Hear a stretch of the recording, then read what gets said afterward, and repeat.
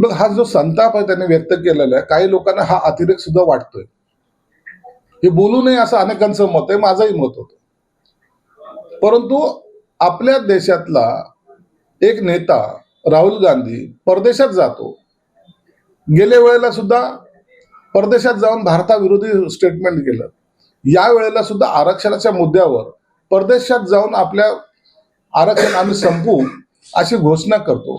म्हणजे हे दर वेळेला परदेशात जाऊन आपल्या देशाची बदनामी किंवा आपल्या देशावर एका प्रकारे स्वतःच ज्या पक्षाचे विरोधी पक्ष नेते आहेत ते जाऊन जर असं बोलत असेल तर ह्या भारतीयांच्या भावना ह्या दुखावल्या जातात. तुम्हाला हा देश आहे ना, इथं तुम्ही बोलू शकता ना. परदेशात जाऊन आपल्या देशाचे धिंडवडे का काढता?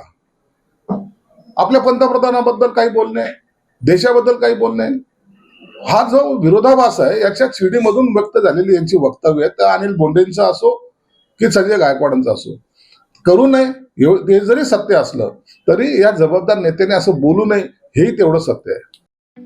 ठळक घडामोडींसाठी देशोन्नती न्यूज चॅनलला सबस्क्राईब करा आणि बेल आयकॉन प्रेस करा.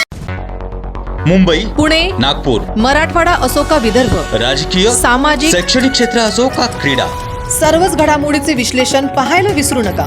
फक्त देशोन्नती न्यूजवर.